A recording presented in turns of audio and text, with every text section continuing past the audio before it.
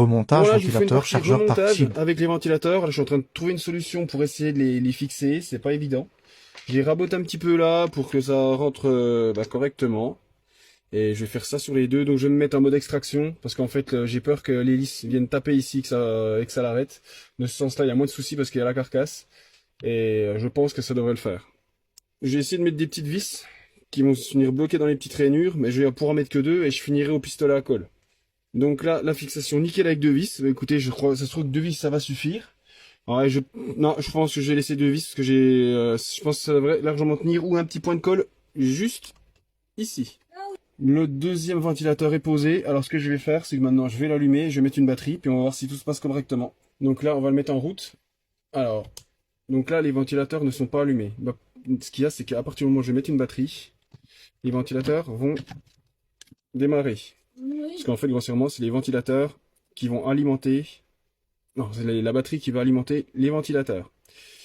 Donc il me faudra juste en fait que j'enlève les batteries une fois chargées et tout rentrera dans l'ordre. On va refermer la carcasse maintenant sans essayer de bloquer, sans essayer de pincer les fils, si possible, ça serait mieux. Donc là, on va essayer de les passer au mieux possible sans que ça dérange. Donc là, celui-là, c'est bon. Alors celui-là, pas qu'il dérange. Donc là, je suis tip top. Dans le trou ici, là. Donc merde, il s'est barré celui-là. On va le remettre dedans. Donc là, le fil est là, c'est bon, nickel. Donc là, maintenant, on va refermer la carcasse. Donc là, on met la carcasse. Donc là, il n'y a rien qui dérange. Je vais refermer tip top. Je vais remettre les vis. Allez, maintenant, on revisse avec une... Tac. Et on va faire le test.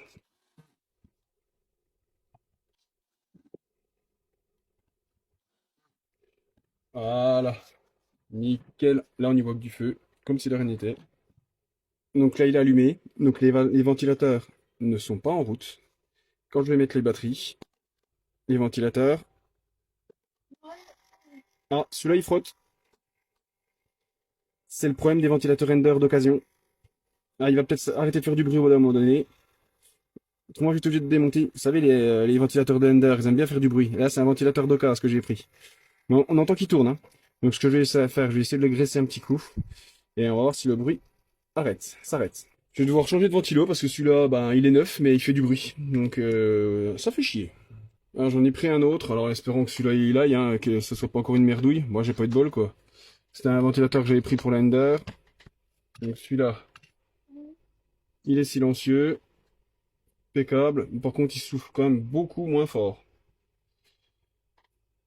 Ah, c'est pas une dinguerie, celui-là. Ouais, ça va aller. Du coup, j'ai décidé de remettre l'autre, parce que là, il ventilait pas du tout. Alors, ce que j'ai fait un petit trou dedans, et j'ai mis un petit peu d'huile, et on va voir ce que ça donne. Bon, les deux sont branchés, ça fait pas de bruit, on va le remonter ce coup-ci. Et on le remonte.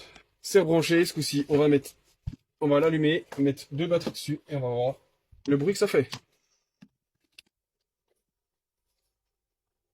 Comme on peut voir, petit sifflement, rien de spécial. Du coup, l'air est extrait de chaque côté pour enlever la température des composants et normalement, tout va bien se passer.